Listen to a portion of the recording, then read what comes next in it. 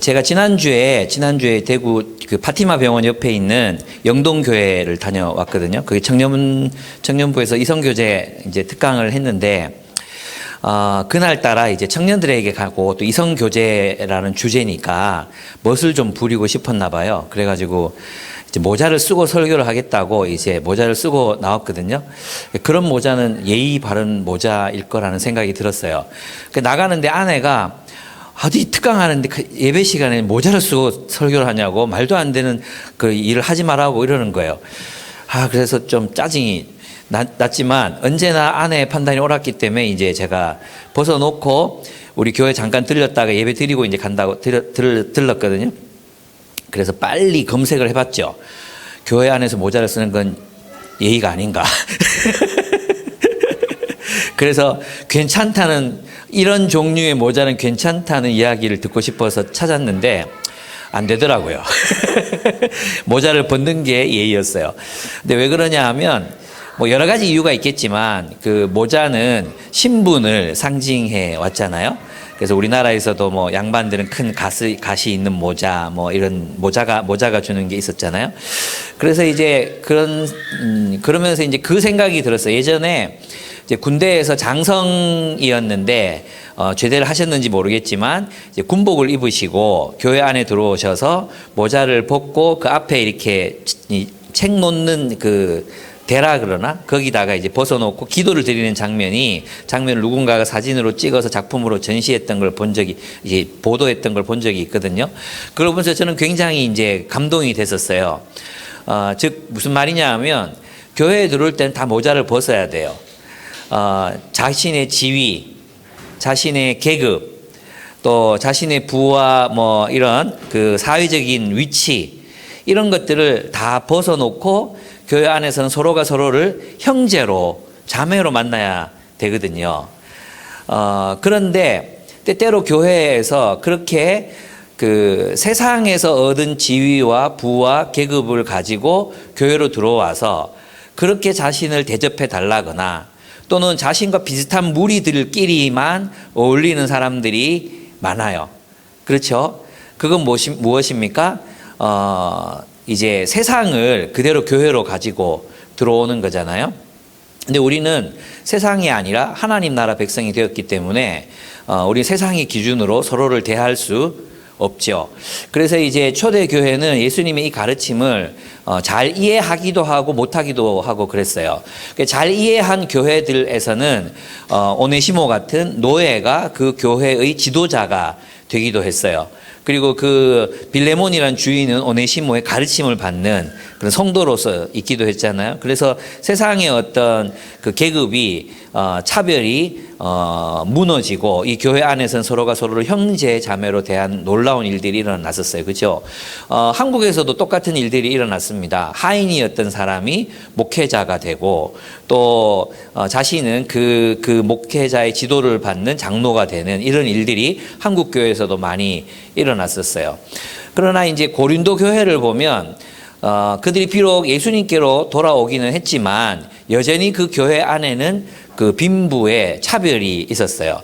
그 세상에서는 이제 부자들은 노예를 부리고 있었기 때문에 저녁 식사 만찬을 하잖아요.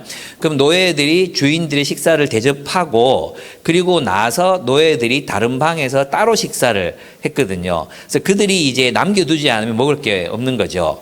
그런데 교회의 성찬, 이 교회 과거의 만찬은 그냥 성찬은 만찬을 드는 거였거든요. 거의 매일 모여서 같이 만찬을 하는 거였는데 거기에 부자들은 자기 먹을 거 가져와서 자기들끼리 다 먹고 그리고 노예들은 늦게 도착하거나 다른 방에서 따로 먹는 이런 이상한 풍습이 교회 안에 들어오게 된 거예요. 그래서 사도 바울은 그것을 보고 뭐라고 말했습니까? 그리스도의 몸을 분별하지 못하고 먹고 마시는 자는 하나님이 심판에 놓인, 그래서 너희 가운데 자는 자가 많도다 그랬잖아요.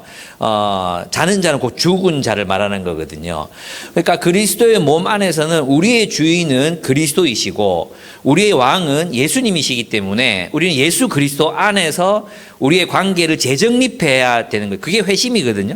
그게 그리스도를 믿는다는 뜻인데 세상의 지위, 세상의 명예, 세상의 위치를 그대로 가지고 와서 자신들의 정체성을 확립하려고 하는 것은 곧 기독교인이 되지 못했다는 의미라는 거죠. 야고보는 그런 부분에서 여전히 그 차별이 교회 안에 존재하는 것에 대해서 이제 강하게, 정말 강력하게 비판하고 그것을 수정할 것을 요구하고 있습니다. 그 차별이 뭡니까? 차별의 사전적인 의미는 뭐냐 하면 둘 이상의 대상을 각각 등급이나, 사전적 정의예요. 등급이나 수준 따위의 차이를 두어서 특정 집단을 사회적으로 격리시키는 통제 형태라고 이야기합니다. 그러니까 이제 어떤 사람들을 볼 때 특정한 기준, 한 가지 기준, 뭐 키라는 기준을 가지고 뭐 키 170cm 안 되는 애들 여기 들어올 수 없어, 이렇게 배제시키는 행위, 그런 걸 차별이라고 부른다는 것입니다. 그러니까 거기에는 어떤 기준이 있는데, 제가 이제 예전에 속물이 뭘 의미하는가 설명했었잖아요. 속물은 뭡니까? 속물은 뭐냐 하면 한 가지 기준으로 사람들을 등급 매기는 사람을 속물이라고 해요. 그래서 사람을 볼 때 그가 타고 다니는 차, 그 차의 종류로 사람을 등급 매기는 사람, 완전 속물이죠. 속물. 그 다음에 그 사람이 살고 있는 아파트가 어떤 아파트인지, 몇 평짜리인지, 어느 위치에 있는지, 그런 것들로 이제 사람을 등급 매기는 사람들이 있죠. 그래서 무슨 애들조차도 엘사 이런 소리들 막 하고 그렇게 하는 이유가 속물인 부모들 밑에서 속물로 길러진 걸 말하는 거죠. 경제적인 수준으로. 공부 못하는 아이들하고 놀지 마. 완전 정말 속물적인 이야기이죠. 또는 어떤 지역에 사는, 어떤 아파트에 사는 아이들하고는 어울리지 마, 친구가 되지 마, 이렇게 가르치는 이 모든 것들도 속물에서 나오는 거예요. 그런데 어른들도 안 그러냐? 어른들도 똑같이 그렇게 한다는 거죠. 외모로 사람을 판단하거나, 그 사람의 사회적인 지위로 그 사람을 판단하거나, 또 자신이 되고 싶은 모습의 사람들과만 어울린다거나, 이렇게 살아가는 그 모습들이 다 속물이고, 그 속물들이 행하는 행위가 차별이라고 이야기할 수 있습니다. 그런데 우리는 그리스도인이에요. 그리스도인이 무엇입니까? 그리스도인 누구입니까? 예수를 왕으로 모시는 사람들이에요.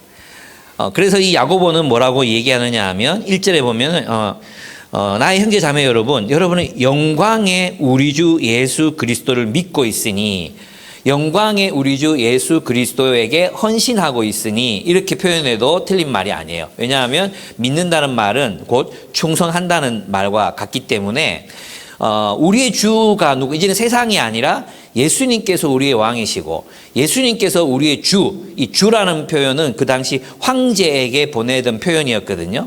우리의 왕, 우리의 주님은 예수 그리스도이시기 때문에 세상과는 다르게 살아야 된다는 걸 말하는 거죠. 그래서 있잖아요. 우리는 차별하면 안 됩니다. 그리스도가 주님이시기 때문에 그리스도인은 차별하는 행위에 동참해서는 안 된다고 말합니다. 그 야고보가 우리들에게 차별하면 안 된다는 이유를 세 가지를 들어서 성경에서 오늘 본문에서 얘기하거든요. 첫째는 뭐냐 하면 우리의 주님이 예수님이시기 때문이라는 거예요. 그죠? 두 번째는 뭐였습니까? 뒷부분으로 가보면 하나님이 차별받는 가난한 사람을 선택하셔서 하나님 백성이 되게 하셨다는 거예요.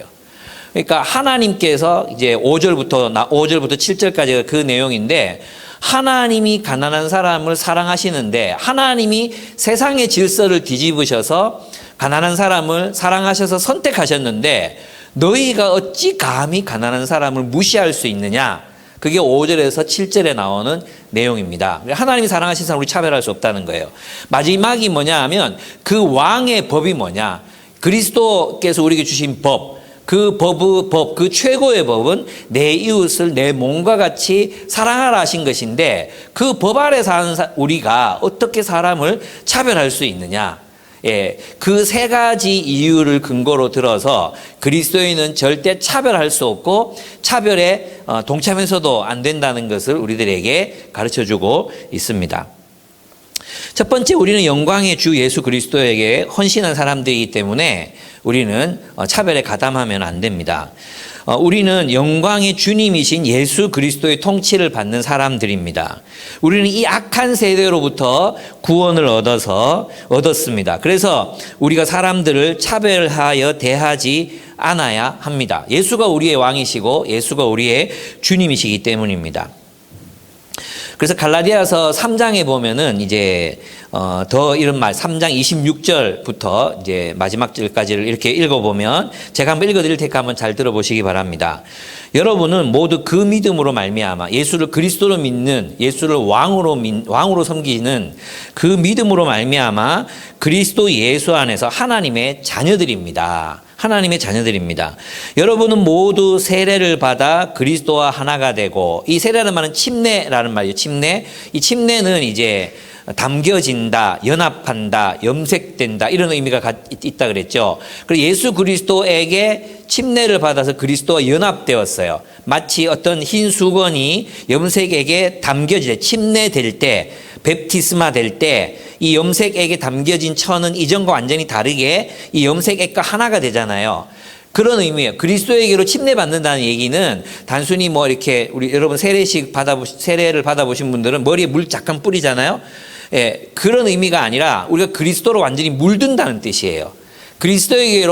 그리스도에게로 우리가 침례를 받는다는 것은 그리스도 안으로 염색된다. 그리스도로 물든다. 이런 의미예요. 완전히 하나가 됐어요.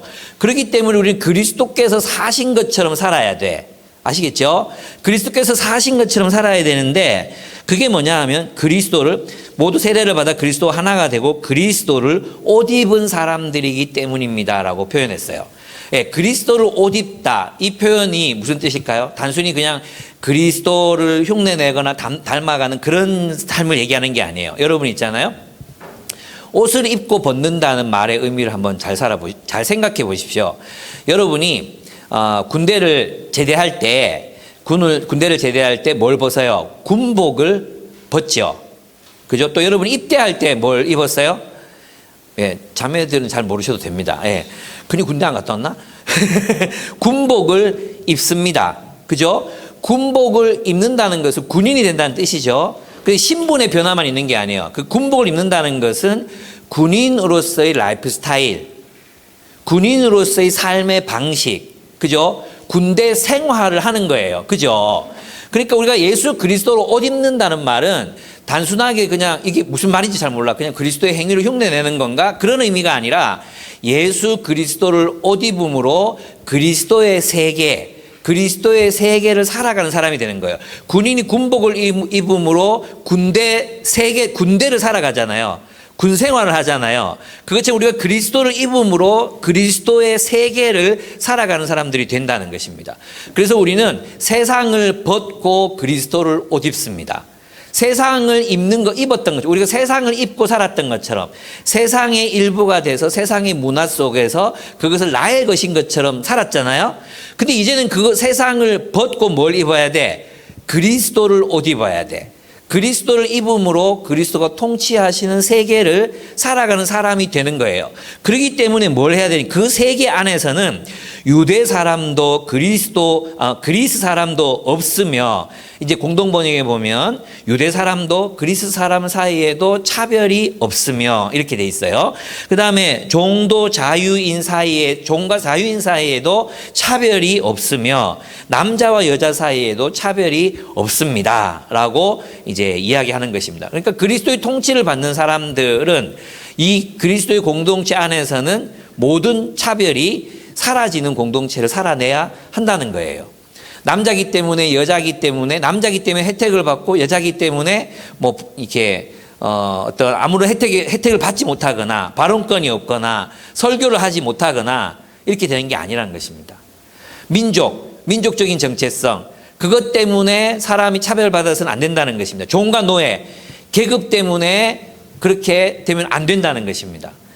많은 사람들이 교회 안에 와서도 여전히 세상의 세상에서 그 옷을 입고 들어오려고 합니다. 모자를 쓰고 예배를 드리려고 합니다. 야고보는 그 모자를 벗고 우리가 형제와 자매로서 만나라. 가난한 이든 부한이든 모두가 사람과 사람으로서 만나라.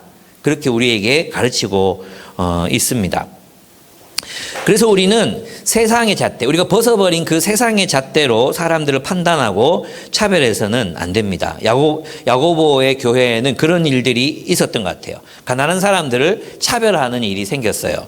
그래서 회당에 금반지를 끼고 화려한 옷을 입은 사람이 올 때에는 그들과는 동일시하면서 또 그들을 환대하고 특별히 특별한 호의를 베풀었다 해요. 특별한 호의를 베풀었어요. 본문에 보면. 근데 가난한 사람들은 네 알아서 앉아라. 네 알아서 앉아라. 뭐 여기 앉든지 내 발등상에 앉든지 네 알아서 해. 그렇게 가난한 사람들은 무시했어요. 근데 그것은 그리스도의 공동체에서는 있을 수 없는 일이라고 그 야고보는 가르치고 있습니다. 이것이 바로 차별이고 나쁜 생각으로 판단하는 악행이라는 것입니다. 여러분, 여러분은 그렇게 사람들을 대할 때 편견을 가지고 대한 적이 있으십니까? 또 여러분들은 누군가가 가난하고 남루한 옷을 입고 왔다고 해서 그 사람을 싫어하거나 또 밀어내거나 너는 우리 대화에 끼지 마 이렇게 한 적이 있습니까? 없죠. 예, 저는 여러분은 없을 거라고 생각해요. 아마 우리 교회는 가난한 사람들을 이렇게 이렇게 무시하고 한다기보다도 어쩌면 부자들에 대한 적개심과 그런 적대감, 이게 더 큰 교회일 수도 있어요. 그죠? 부자들이 우리 교회에 와서 되게 불편해할 수 있는 그런 요소들은 많이 가지고 있는 것 같아요. 저는 그것도 없어져야 되겠지만, 그렇다고, 부자들에 대해서는 동일시하고 가난한 자들에 대해서 멀리한 이런 그런 습관들이 우리 한국 교회 안에 없는가?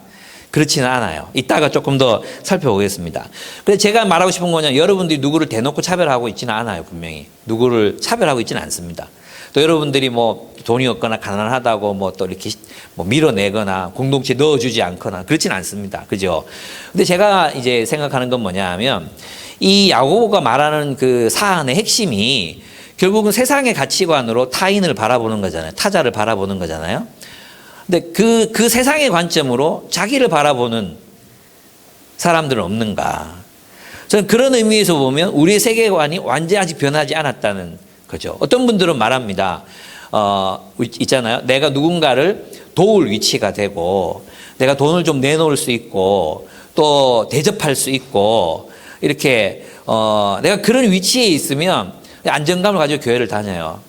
근데 실직을 하거나 취준생이 되거나 또 나의 사회적 지위가 굉장히 낮아져 있다는 생각이 들 때에는 자신을 비참하게 생각하는 거죠. 때로는 이 공동체가 나를 받아줄 내가 이 공동체에 어울리는 사람인가를 생각해요. 예. 주눅들고 위축돼요. 내가 돈을 많이 벌고 누군가를 도우고 돕고 이렇게 할 수 있을 때는 내가 그리스도인인 것 같은데 내가 도움을 받아야 할 위치에 섰을 때는 위축되고 부담스러워져요. 심지어는 교회에서 도움을 주는 것조차도 거절하고 싶어요. 그건 어떤 가치관에서 나오는 거죠?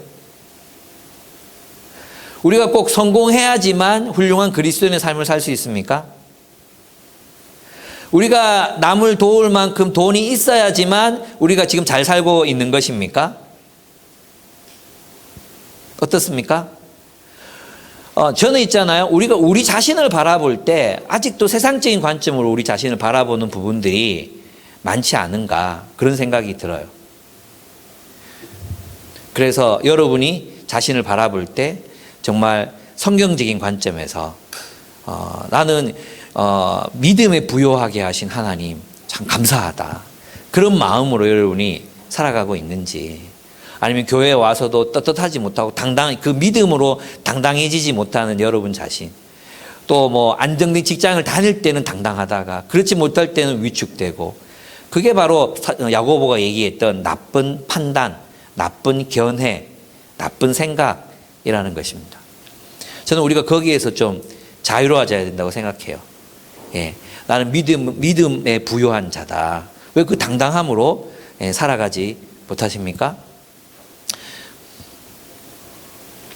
그렇습니다. 그래서 자신을 세상의 기준으로 판단하는 것도 저는 악행이라고 여깁니다.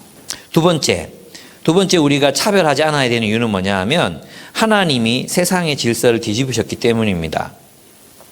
여러분 세상은 어떻습니까? 권력자와 힘 있는 자들 그리고 부유한 자들의 편이죠. 저는 우리나라에서 반드시 없어져야 되는 관행 중에 하나가 검사들의 그 전관예우 관행입니다. 전관예우. 그 진짜 말도 안 되는 관행 아닙니까? 이제 뭐 한 판사를 하고 나서 이렇게 이제 그만두게 되면 그 사람이 맡은 수임 사건들을 모두 이기게 해주거든요. 그래서 수임료가 비싸요. 그런 사람들이 이제 전관예우를 받게 되면 몇 년 만에 수십억을 버는 건 그냥 일도 아닌 일이에요. 그게 정말 말이 됩니까?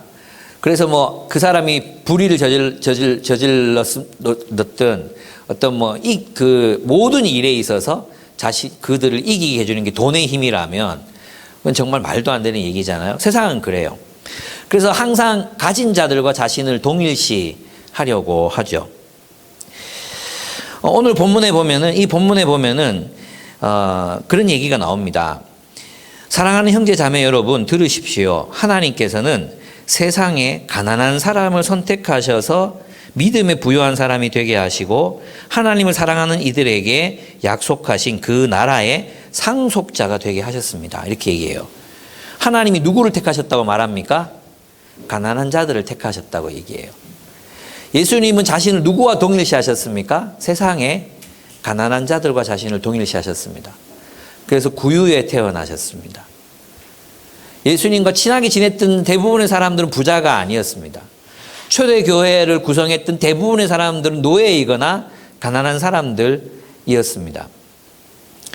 하나님이 가난한 사람들을 선택하셔서 믿음에 부요케 하시고 하나님을 사랑하는 자들에게 부여하시는 하나님의 나라를 상속받을 상속자로 여기셨는데 너희들이 뭔데 가난한 자들을 무시하느냐, 이런 논리입니다. 왜 가난한 자들을 무시하느냐, 하나님이 선택하신 가난한 자를 왜 무시하느냐, 그리고 왜 부자들과 너희 자신을 동일시하느냐, 그 이야기입니다. 그래서 뒷부분에 보면은 이렇게 나옵니다. 7절을 보시면 6절부터 보면 그런데 여러분은 가난한 사람을 업신여겼습니다. 여러분을 압제하는 사람은 부자들이 아닙니까? 또 여러분을 법정으로 끌고 가는 사람도 부자들이 아닙니까? 여러분이 받드는 그 존귀한 이름, 그리스도의 이름을 모독하는 사람도 부자들이 아닙니까? 이렇게 쓰고 있습니다. 무슨 말입니까? 그 부자들이 바로 그리스도인을 박해하는 그런 세상에 높은 권력을 가진 사람들이었고, 심지어는 그리스도의 이름을 모욕하는 사람들도 바로 부자들이었다는 것입니다. 여기서 보면은 예수님께서 야고보가 굉장히 부자들에 대해서 이렇게 적개심을 품고 있는 것처럼 느껴지잖아요. 마치 부자 된 것이 죄인 것처럼 그렇게 느껴지잖아요. 어떻습니까? 여러분, 여기서 이제 야고보가 비판하는 건 이거예요. 여러분이 동일시해야 되는 사람들이 누구입니까? 그들이 부자입니까? 가난한 사람입니까? 이렇게 묻고 있는 거예요. 여러분의 우리는 누구입니까?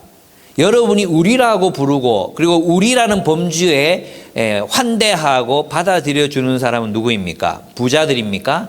가난한 자들입니까? 하나님은 가난한 자들과 자신을 동일시하셨습니다.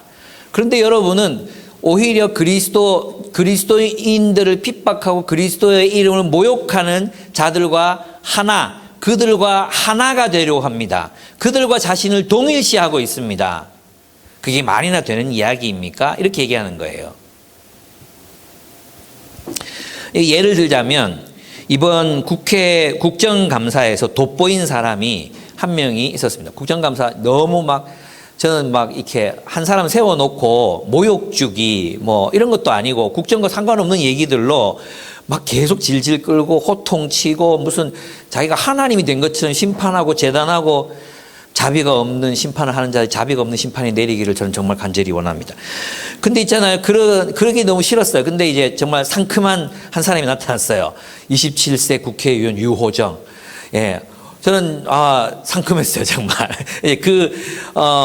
작업복을 입고 작업모를 쓰고 나타나서 20대 청년들과 자신을 동일시했잖아요. 동일시하면서 그들을 고용했고 잘못된 고용을 하고 있거나 또는 그런 안전을 미연에 방지하지 않는 그런 사장들에 대해서 이렇게 질책하는 그런 모습을 보면서 정말 통쾌해서 저는 정의당 지지자도 아니고 뭐 요정 씨 어떤 분인지도 몰라요. 이미 기독교인인지 아닌지도 저는 잘 몰라요. 근데 제가 지금 말씀드리고 싶은 건 그녀는 분명히 다른 20대 국회의원도 있잖아요. 있는데 그들 대부분은 부자들의 입장을 대변했었어요. 그죠? 근데 이 친구는 분명히 가난한 자들, 청년들의 입장에서 자신이 그들을 대변해서 이야기하고 있었죠. 대조적인 사건이 한국 교회 안에서 일어났습니다. 그게 뭐냐 하면 이번에 이제 11월 달에 대부분 교단들의 총회가 있어요. 총회가 있거든요. 저희 교회는 침례교도 총회를 해서 총회장을 뽑았어요. 그런데 이제 어느 한 교단에서 총회장에 뽑히신 분이 총회장 취임 축하 예배를 교회에서 드린 거예요. 전 그거 왜 드렸는지 모르겠어요. 그 축하 예배 하면서 뭐 잔치도 하고 뭐 선물도 주고 막 이랬거든요. 그 돈을 자기 돈으로 했으면 내가 얘기를 별로 안 할 것 같아요. 아마 딱 교회 돈으로 했을 거 아니에요. 그렇게 하면서 뭐라고 얘기했냐면 이 미천한 나를 하나님께서 이 총회장의 자리에까지 오르게 하셨기 때문에 감사 예배를 드렸다는 거예요. 좋다. 거기까지 내가 용서해 줄게. 용서해 줄 수 있어. 그 다음에 문제인 거예요. 거기 축사를 하는 사람들 영상으로 다 띄우는데 다 누구였냐 하면 국회의원, 시의원, 권력을 가진 사람들, 유명한 사람들, 그런 사람들이 축하한다고 막 축하 메시지를 그냥 올려가지고 막 이렇게 하는 거죠. 자신은 누구와 자신을 동일시하고 있습니까? 나 이렇게 세상에서 존경받는 사람들에게 축하받는 사람이야. 가난한 사람들과 자신을 동일시한 게 아니에요. 만약에 정말 제대로 정신 박힌 목사였다면 그걸 할 게 아니라 청년들을 부르고 주변에 가난한 사람들을 부르고 그래서 우리 교단이 이 한국 사회를 위해서 해야 될 일이 뭡니까? 물어보고 겸손하게 그런 일부터 해야 되는 거 아닙니까? 그런데 거기 유명한 사람들의 부자들의 권력을 가진 사람들의 축하를 받으면서 마치 그것이 그 자리가 대단한 자리가 된 것처럼 그러면서 교단을 위해서 일하겠다고 정책을 발표했는데 그게 뭔지 아십니까?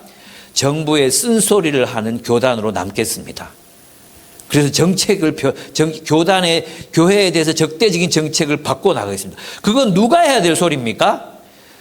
그거 누가 해야 될 소리예요? 정치인들이 해야 되는 이야기잖아요. 교단 총회장이 그런 얘기 해야 됩니까? 지금 우리가 왜 욕을 먹고 있는지도 모르고 그렇게 해야 됩니까? 여러분, 이런 모습들이 대부분 한국 교회에서 벌어지고 있는 일들이에요. 선거철이 되면 우리 교회는 작아서 안 오잖아요. 근데 큰 교회 가면 국회의원 후보자들 와가지고 인사시키고 또 양력 말하게 하고 이 사람이 기독교 밀어줄 거니까 찍으라고 말하고 이런 교회들이 숱하 많아요. 누구와 자기를 동일시하는 거죠? 부자, 권력자들과 자신을 동일시하고 싶은 거예요. 가난한 이들과 자신을 동일시하고 싶지 않은 것입니다. 그런 의미에서 있잖아요. 그리스도인은 부자가 될 수 없어요. 제 말을 잘 이해하셔야 돼요. 예. 여기까지 얘기하면 그러면 그리스도인 돈 벌고 그러면 안 되나? 이런 생각이 들 거예요. 제 말은 그게 아니에요. 그리스도인은 누구와 자신을 동일시해요? 가난한 사람들과 자신을 동일시해요. 그러면 하나님께서 그에게 부를 허락하실 수 있어요. 돈을 주실 수 있어요. 그럼 그 돈을 정말 하나님 나라의 관점을 가진 사람이라면 그 하나님이 주신 그 부를 어떻게 사용하기를 원하겠습니까? 자신의 동료, 가난한 자들과 어떻게 이것을 나눌 것인가? 하나님의 나라를 위해서 내가 이 재정을 어떻게 사용할 것인가? 왜? 그리스도인이 부를 가지게 된 것은 누구 때문이에요? 하나님 때문이잖아요. 그러면 우리는 그 부의 청지기이지 소유자가 아니란 말이에요. 하나님께서 우리에게 부를 주신다면 우리는 그 부에 대한 청지기로서 이 부를 어떻게 하나님의 뜻을 위하여 사용할 것인가를 고민해야 되는 사람들이지 그 부를 나의 만족과 나의 유익을 위해서 주신 것만이 아니라는 것을 알아야 되죠. 그럼 뭐예요? 우리 그리스도인들은 그런 의미에서 아무도 부자가 될 수 없어요. 부자와 자신을 동일시할 수 없다는 것입니다. 우리는 가난한 사람과 자신을 동일시하는 많은 돈을 맡은 청지기일 수는 있지만 우리가 부자들과 자신을 동일시해서 부자들과 그 부자들과 자신을 엮어서 우리라고 말하는 범주 속에 넣을 수 없다는 것입니다. 그래서 이 본문은 있잖아요. 너희는 누구냐? 너희는 어디에 속했냐? 너희의 우리는 누구냐? 이것을 묻는 것입니다. 너희의 우리, 너희가 우리라고 부르는 사람들은 누구냐? 야고보에 의하면 그것은 예수를 그리스도로 믿는 사람들, 그들이 바로 우리지. 저 좋은 옷을 입고 좋은 차를 타고 들어와서 그 잘 사는 사람들, 그들과 우리가 하나가 되겠다고, 그들과 니들이 동일시하겠다고, 그건 성경이 말하는 게 아니라는 것입니다. 여러분은 누구를 우리라고 부릅니까? 여러분의 우리는 어디에 있습니까? 여러분 직장 동료들이 우리입니까? 여러분 어디에서 교회를 봅니까? 여러분의 우리는 누구입니까? 성경에서 말하는 우리는 바로 그리스도 예수 안에서 형제 자매가 된 가난한 사람들입니다. 예수 그리스도 안에서 형제 자매가 된 가난한 사람들, 그들이 우리예요, 우리. 근데 교회 안에 들어와서도 여전히 자신들의 우리는 밖에 있는 사람들이 있어요.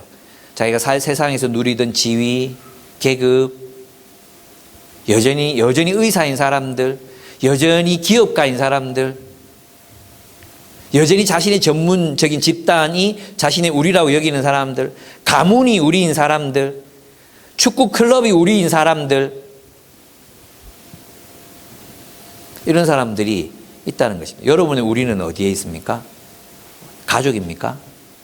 하나님이 허락하신 그리스도 안에 있는 형제와 자매들입니까? 영화 기생충을 보면 그 한 집에서 살죠. 기생충에 보면 한 집에서 살아요, 그죠? 보셨습니까? 거기에 보면 이제 집 주인이 나오죠. 그들은 이제 이제 그 공간에서 중요한 부분에서 살죠. 그리고 그 집으로 침투해 들어온 송강호 가족의 무리들이 있어요, 그죠? 그들이 있어요, 그죠? 그 다음에 지하실에서 살고 있는 그런 사람들도 있어요. 근데 세 계층의 사람들이 나오는데 이 세 계층의 사람들은 서로 달라요. 그들은 서로 한 집에 살지만 뭐예요? 우리라고 부를 수 없어요. 그들은 서로 우리가 될 수 없어요. 그들이 서로가 우리와 그들을 나누는 경계선이 있었어요. 그게 뭐죠? 냄새였어요. 냄새. 저 사람들에게는 지하실 냄새가 나. 냄새. 그걸 참지 못하는 거죠. 가난한 사람들이 풍기는 냄새. 가난한 사람들이 풍겨내는 그런 분위기, 이걸 참지 못하고 견디지 못해요. 한 집에 살지만 우리가 아니었어요, 그죠? 교회도 그럴 수 있어요. 우리도 그렇게 될 수 있어요. 한 공동체 안에 있지만 우리가 서로 우리가 될 수 없어요. 여전히 우리의 수입으로, 우리의 출신으로, 또 우리의 어떤 계급으로 우리가 서로 나뉘어진다면 그것은 그냥 세상이죠. 교회가 아니에요.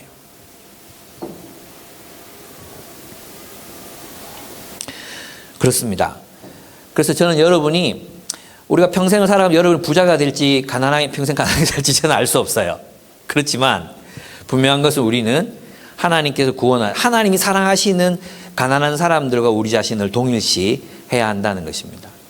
여러분, 우리가 어떤 부를 갖게 되든 지위에 오르든 가난한 사람과 자신을 동일시하는 사람들은 그 가난한 사람들을 위해서 무엇인가 할 일을 찾을 것입니다.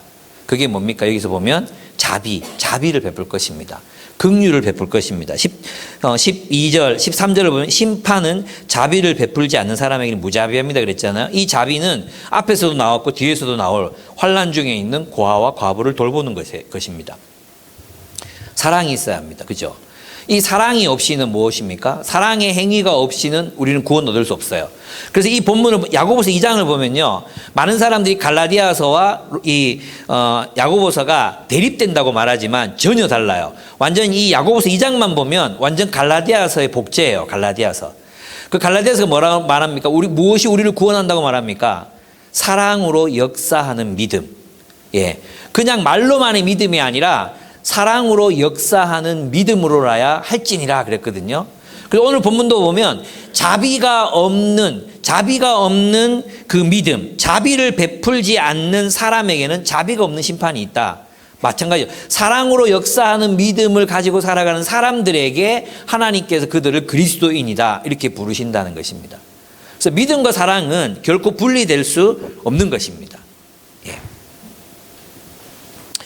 셋째로 우리가 그리스도의 차별할 수 없는 이유는 우리가 그리스도의 법을 따라 사는 사람들이기 때문이에요. 우리가 따라야 할 최고의 법이 뭐죠? 내 이웃을 내 몸과 같이 사랑하라 하신 것입니다. 이 말씀은 예수님께서 하신 말씀이기도 하지만 예수님의 새 계명은 엄밀하게는 내가 너희를 사랑한 것처럼 너희가 서로 사랑하라. 이게 예수님의 새 계명이에요. 그래서 내 이웃을 내 몸과 같이 사랑하라는 이 계명은, 이 말씀은 예수님의 새 계명이라고 보기보다도 레위기에 나오는 말씀이에요. 레위기에 나오는 말씀. 그러니까 모든 율법의 총화, 그 모든 율법의 총화가 내 이웃을 내 몸과 같이 사랑하라는 거예요. 근데 이 율법을 완성하신 분이 예수 그리스도이시기 때문에 우리 그리스도인들은 우리의 이웃을 사랑해야 돼요. 우리의 이웃이 누구예요? 예, 우리의 이웃이 누구입니까? 가난한 형제들, 자매들이라는 것입니다. 그 이웃을 사랑하라는 것입니다. 만약에 그 가난한 자들을, 하나님이 사랑하신 그 가난한 자들을 너희가 차별한다면 너희는 율법을 파괴하는 자들이다. 율법 파괴자들이다. 이렇게 말하고 있는 것입니다. 여러분, 사실은 율법이라는 것은 우리를 종속하고 억압하기 위해서 주신 것이 아닙니다. 율법은 광야에서 주어졌습니다. 그죠? 근데 그 율법을 주신 사람들은 한때 이집트의 노예였던 사람들이었어요. 그 노예 자신들의 정체성은 노예로 만들어버린 이집트법. 이해되죠? 그 자신들의 정체를 원래 자유인이었는데 노예로 만들어버린 세상법, 그 세상의 법으로부터 그들을 해방시키셔서 그리고 그들을 자유인으로 살게 하시려고 무엇을 주셨어요? 율법을 주신 거예요. 그런 의미에서 자유하게 하는 율법이라고 말하는 것입니다. 그리고 세상의 율법에는 무엇이 근간을 이루고 있습니까? 탐욕이 근간을 이루고 있잖아요. 근데 하나님이 주신 율법에는 무엇이 근간이 흐르고 있습니까? 긍휼과 자비, 사랑이 바탕이 되고 있단 말이에요. 그러니까 엄밀한 의미에서 보면은 그리스도의 최고한 법, 우리에게 주어진 최고의 법, 그 법은 사랑을 위한 법이에요. 탐욕으로부터의 해방, 세상의 질서로부터의 해방을 얻는 자유, 우리에게 진정한 자유를 주는 법이 바로 그리스도의 법. 내 이웃을 내 몸과 같이 사랑하라 하신 최고의 율법인 것입니다. 그래서 이 그리스도인의 자유는 모든 것으로부터의 자유가 아니라 사랑을 위한 자유입니다. 사랑을 위해서 섬기는 자유. 그 자유는 우리가 룻기에서 봤듯이 룻이 나오미를 위해서 헌신하고자 했던, 저는 시집도 안 가도 좋고 당신을 위해서 내 인생을 바치겠습니다 라고 결단했던 그 자유를 말하는 것입니다. 그러니까 우리는 그 법에 따라서 어떻게 해요? 차별하면 안 돼요. 너희가 그렇게 자유케 하는, 너희를 노예로 만들었던 법에서 너희가 해방이 되었는데 다시 너희가 누군가를 차별함으로 누구를 노예로 만들고 있느냐? 누구를 노예처럼 취급하고 있느냐? 무슨 말인지 아시겠죠?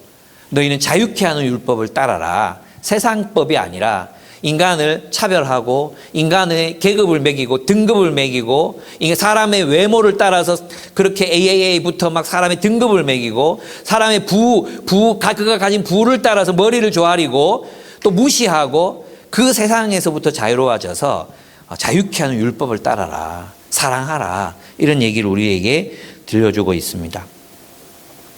그렇습니다. 그러므로 우리는 그 법에 따라서 심판받을 것처럼 어떻게 하라고요? 사랑해야 된다는 거예요. 우리를 심판한 마지막 법은 너희가 얼마나 사랑하며 살았나. 그 법으로 하나님이 우리를 심판하시겠다는 거예요. 너희가 내 이웃을 내 몸과 같이 얼마나 사랑했나. 이 율법으로, 이 법으로 너희를 판단하시겠다. 얼마나 너희가 사랑으로 충만했나. 긍휼을 베풀었나. 가난한 자들에게 자비를 베풀었나. 가난한 자들에게 자비를 베풀지 않았다면 어떻게 됩니까? 자비 없는 심판이 너희에게 주어질 것이라고 얘기하는 것입니다. 예. 근데 여러분, 우리가 알아야 되는 게 있습니다. 이럴 때 있잖아요. 우리의 마음이 그래요. 우리는 이 가난한 그리스도인들을 볼 때 동정심으로 바라보는 것을 버려야 합니다. 동정심으로 바라보면 안 돼요. 뭘로 바라봐야 돼요? 믿음에 부유한 자라는 존귀한 마음으로 다른 사람들을 바라봐야 되거든요. 우리는 그 존귀함으로 사람을 바라보면서도 그들의 곤경에는 동참할 수 있어야 된다는 게 야고보의 논지예요. 야고보가 주장하는 바예요. 여러분, 우리는 있잖아요. 누군가를 동정하면서 뭐예요? 나는 그보다 낫다라는 자만심에 사로잡힙니다. 우리가 누군가를 도울 수 있을 때는 나는 저 사람보다 낫다. 그리고 자기가 도움을 받을 위치에 처하면 비참함을 느낍니다. 그래서 여러분, 동정심은 하나님이 원하신 게 아니에요.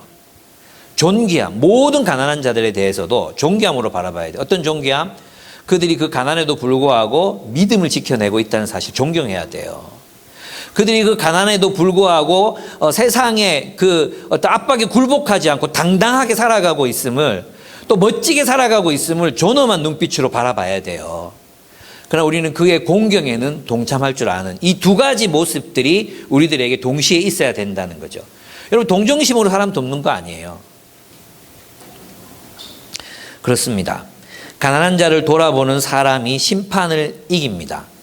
사랑으로 역사하는 믿음이 우리를 구원합니다. 사랑이 없는 믿음은 헛것입니다.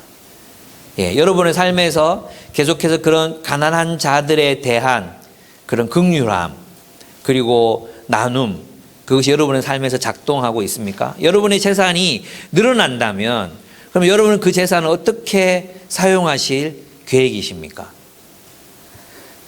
그래서 여러분이 돈을 벌고 돈을 쓰는 것을 어떻게 쓰는가를 보면 여러분이 어떤 존재인지를 알 수 있습니다.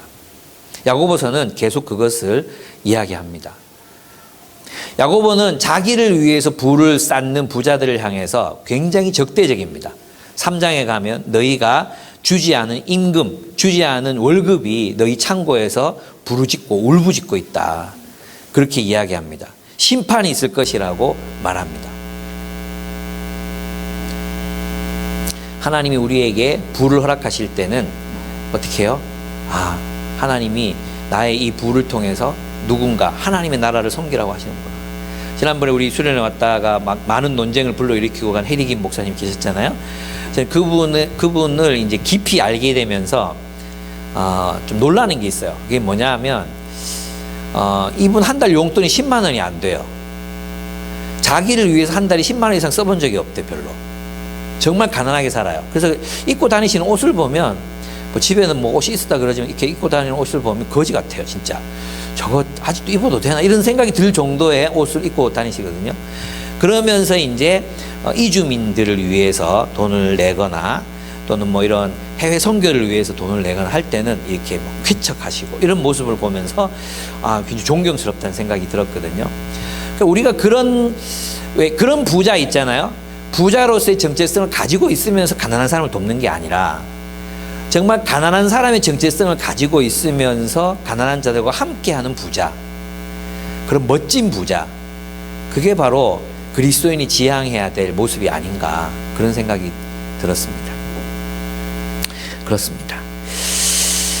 최고의 법, 그 법을 따라 여러분 사랑이 넘치는 인생을 살아가셨으면 좋겠습니다.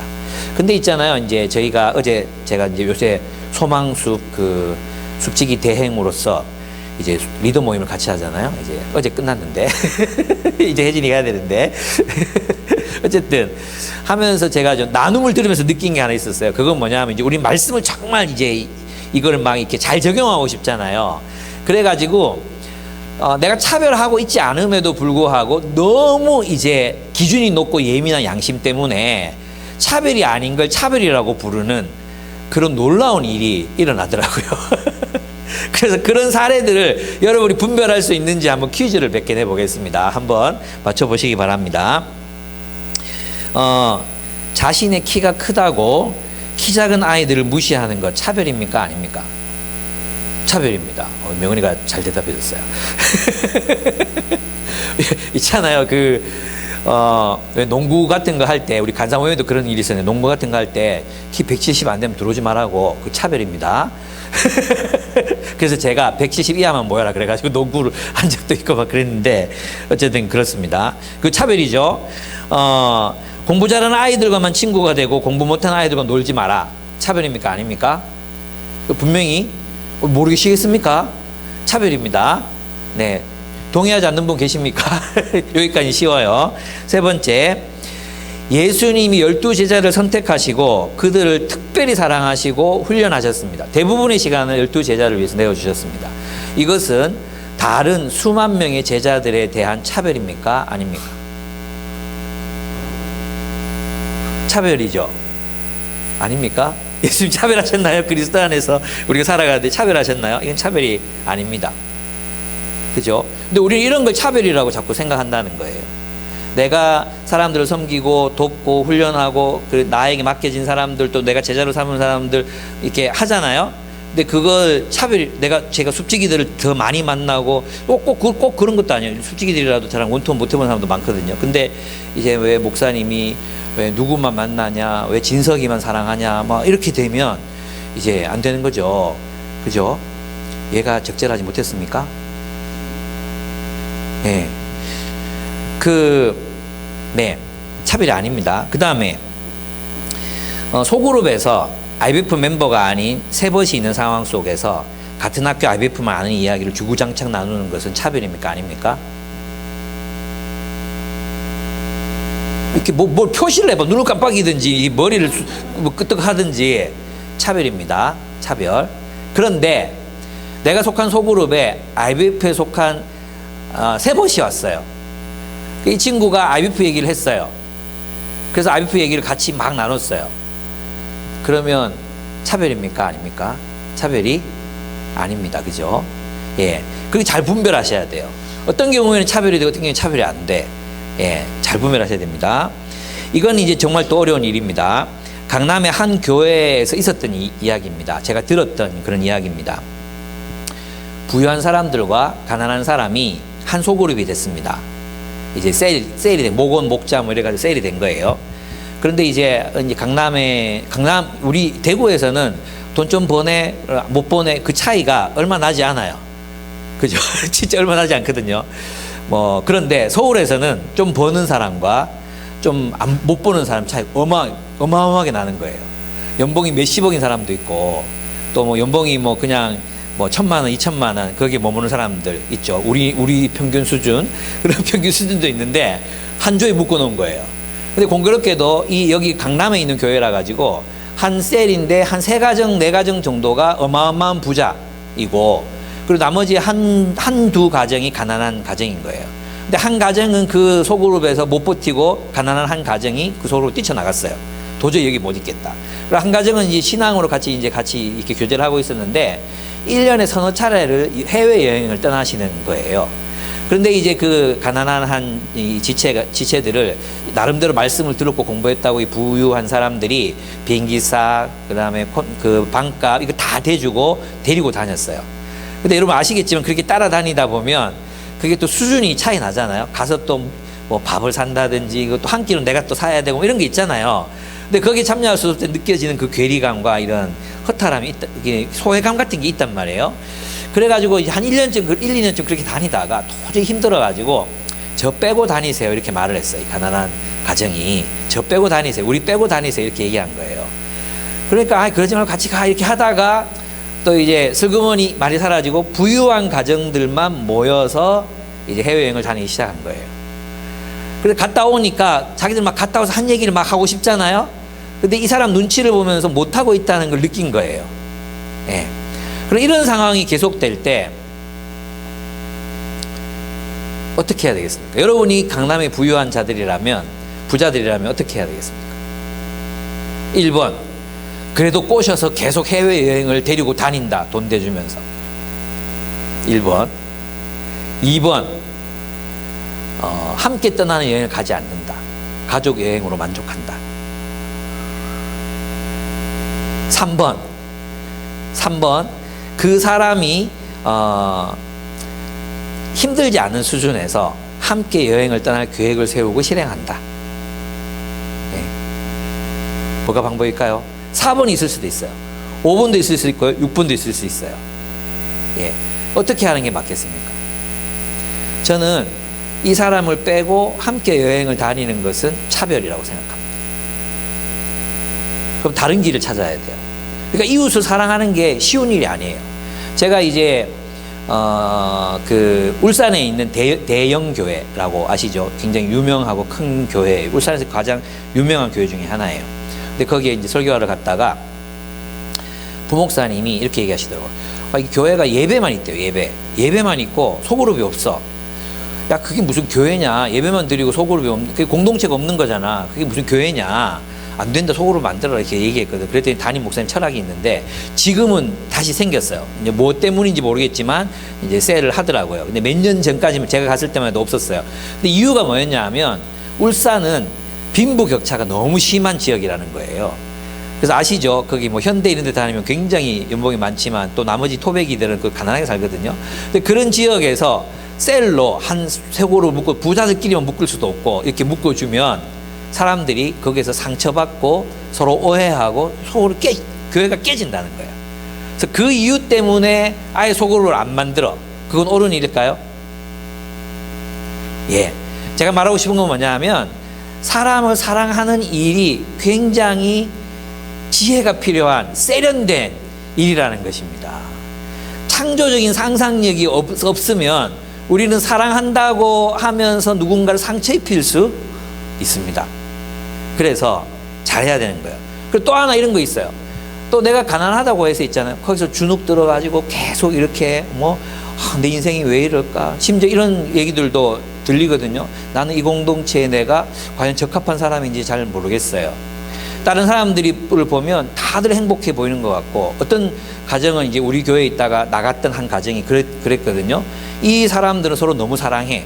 그리고 우리 교회에는 왜 예수 별명 붙은 형제들 많잖아요. 박예수도 있고 뭐 여러 예수들이 많잖아요. 이예수, 이인성, 저도 예수 이렇게 있잖아요. 그게 너무, 왜 다들 동의를 안 하지? 왜 너무 자기 그 자매들에게 잘하는 그런 모습을 보면서 이제 자기가 너무 비참하게 느껴지는 거예요. 그래서 교회를 떠난 거야. 교회를 나갔어요. 그러면 그 사람을 위해서 다른 사람들이 불행한 척 해야 됩니까? 네? 그 한 사람을 다른 사람들이 나도 사실 알고 보면 저 남편 되게 이기적인 나쁜 놈이야, 이런 얘기들을 해야 됩니까? 아니에요. 자기를 바꿔 나가야 되는 거죠. 그 내 안에 내가 문제인 부분들이 있잖아요. 그죠? 내가 바꿔 나가야 되는 거죠. 그래서 저는 있잖아요. 여러분이 차별을 얘기할 때 너무 높은 기준이 아니라 다른 틀린 기준으로 자신을 바라본다든지 남을 바라본다든지 공동체를 바라본다든지 그렇게 하면 안 된다는 것입니다. 분별이 필요합니다. 그래서 어쨌든 야고보가 꿈꾸는 공동체, 교회는 어떤 공동체입니까? 세상의 관점으로 차별이 사라진, 그 세상의 그런 계급으로 사람을 나누고 사람을 억압하고 사람을 구별짓던 그런 세상으로부터 새로운 세계, 그리스도가 통치하시는 모두가 모두를 존귀하게 여기고 존엄하게 여기고 사랑하는 그런 공동체를 세우는 것, 그것이 바로 야고보의 꿈이었고 예수님의 꿈이었고 또 우리들의 꿈이 되어야 합니다. 그래서 저는 우리 교회가 환대하는 공동체가 되었으면 좋겠습니다. 그 사람의 어떠한 모습으로 들어오든지 그를 환대하고 그를 환영하고 장소를 제공해 주는 것입니다. 여러분, 김현경 씨가 쓴 그 사람 장소 환대라는 책이 있죠. 근데 이 사회학자가 쓰신 책인데 그 책에 보면 이런 질문을 던져요. 서론에서 어떤 질문을 던지냐 하면, 사람은 사람으로 태어났기 때문에 사람이 되는가, 아니면 사람으로 받아들여졌기 때문에 사람이 되는가? 어떻게 생각하십니까? 사람으로 태어났어도 늑대와 함께 살면 늑대 인간이 됩니다. 사람으로 태어났어도 그 사회가 이 사람을 사람이 아니다고 규정하면 그는 사람의 역할을 하지 못하게 됩니다. 예를 들어 우리나라에서 주민등록 번호가 나오지 않는 사람들이 있습니다. 그런 사람들의 경우 사실 사람 대접받지 못하게 되잖아요. 그죠? 그러니까 우리가 누군가를 환대한다는 거 있잖아요. 그를 소속시키고 그를 받아들이고 환대한다는 것은 그를 사람으로 만들어 간다는 뜻입니다. 사람으로 환대한다는 뜻입니다. 그에게 인간으로서 존재할 자리를 주는 것, 그것이 바로 야고보가 얘기했던 차별 없는 공동체, 차별 없는 세상에 대한 그 이야기인 것입니다. 우리가 그런 공동체, 안전한 공동체, 그런 환대하는 공동체가 되기를 축복합니다. 그래서 여러분 있잖아요. 말 통한다고 말 통하는 사람들만 막 얘기하고 있으면 어때요? 이때 말 걸지 않는 한 사람은 소외를 당하잖아요. 그죠? 그래서 그런 배려, 이런 것들이 필요합니다. 우리가 누군가에게 막 집중하고 있을 때 누군가가 또 소외당하고 있을 수 있어요. 그죠? 그래서 우리에게는 그런 세심한 배려들이 정말 필요합니다. 그래서 모두가 환영받고 환대받는 그런 공동체로 우리가 함께 세워져 갔으면 좋겠습니다. 우리 함께 좀 기도하기를 원합니다. 함께 기도합시다.